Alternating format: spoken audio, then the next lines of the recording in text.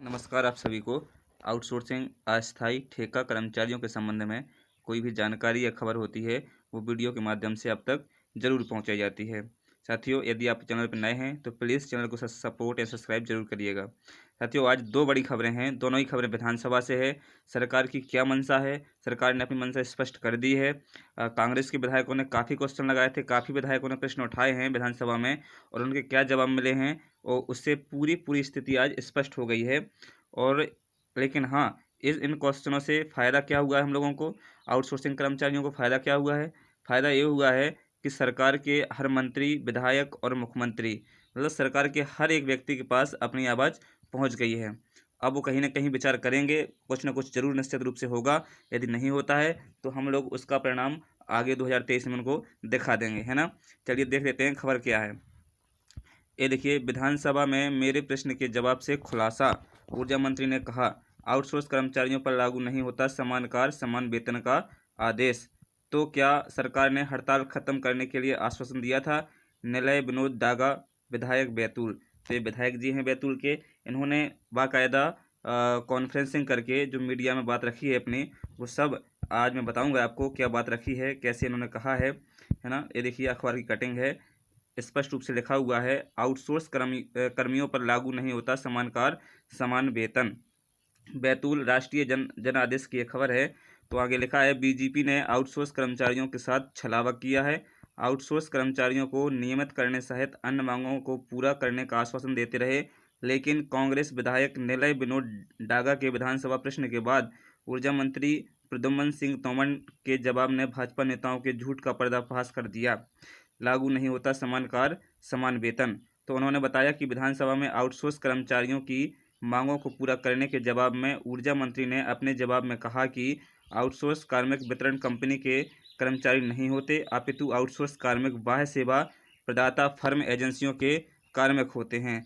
तो जब हम कर्मचारी नहीं हैं तो भैया हमसे ऐसे रातों दिनों मेहनत क्यों करवाई जाती है, काम ऐसा क्यों करवाया जाता है ना? तो काम तो परमानेंट कर्मचारी से ज़्यादा लेते हैं और कर्मचारी अपना मानते नहीं। वो आगे लिखा है, अतः समान कार्य समान वेतन का आदेश उन पर लागू नहीं होता। श्री डागा ने बताया कि कुछ कुछ ही दिन पहले मध्य प्रदेश मध्य क्षेत्र विद्युत वितरण कंपनी अंतर्गत संविदा कर्मी एवं आउटसोर्स कर्मी अपनी जायज मांगों को लेकर अनिश्चितकालीन हड़ताल पर थे। सरकार के आश्वासन उपरांत कर्मियों द्वारा हड़ताल को स्थगित कर दिया गया। इसके बावजूद कंपनियों द्वारा बहुत से संविदा एवं आउटसोर्स कर्मियों को सेवा से निष्कासित कर दिया गया। बिल्कुल, काफ़ी कर्मचारियों को, लगभग 1500 कर्मचारियों को नौकरी से बाहर निकाल दिया गया था और बीजेपी द्वारा यह हजारों आउटसोर्स कर्मचारियों के साथ छलावा है, धोखा है। विधानसभा में सवाल उठाने पर ऊर्जा मंत्री प्रद्युम्न सिंह तोमर ने स्पष्टीकरण दे दिया है कि सरकार उनकी मांगों को पूरा नहीं कर सकती है। तो सरकार जब मांगें पूरी नहीं कर सकती है तो हम लोग भी 2023 में सरकार को दिखा देंगे कि हम क्या हैं। और तैयार हो जाइए साथियों, बिल्कुल लड़ाई लड़ने के लिए 2023 में, है ना? आगे लिखा है, आउटसोर्स कर्मचारियों के हित में नहीं है सरकार।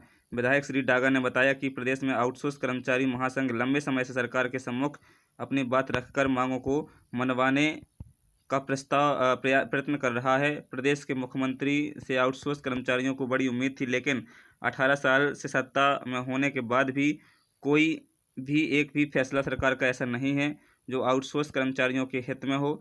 आउटसोर्स कर्मचारियों ने समय समय पर मुख्यमंत्री, मंत्रीगण तथा विधायकों के माध्यम से लगातार सरकार को अपनी मांगों को मनवाने के लिए भेंट की है, लेकिन कोरे आश्वासनों के अलावा उनको उनकी झोली में कुछ भी नहीं। इस समय प्रदेश में हजारों आउटसोर्स कर्मचारी नियमित कर्मचारियों की भांति कार्य निष्पादन करते हैं तथा प्रदेश हित में अपनी सेवाएं देते हैं। इतना कुछ करने के बाद भी आउटसोर्स कर्मचारियों को शोषण लगातार हो रहा है। तो कहीं ना कहीं कांग्रेस के विधायकों ने काफ़ी क्वेश्चन लगाए हैं और उसका बिल्कुल जो जवाब मिल रहे हैं तो जवाब बिल्कुल भी अपने हित में नहीं है। लेकिन एक बात है कि कहीं ना कहीं सरकार के कानों में आवाज़ पहुंच गई है, सरकार भी अब घबराने लगी है। तो निश्चित रूप से इसका फ़ायदा हम लोगों को मिलेगा, हम लोगों को प्रयास करना चाहिए अभी, क्योंकि चुनाव है, अभी कुछ भी हो सकता है।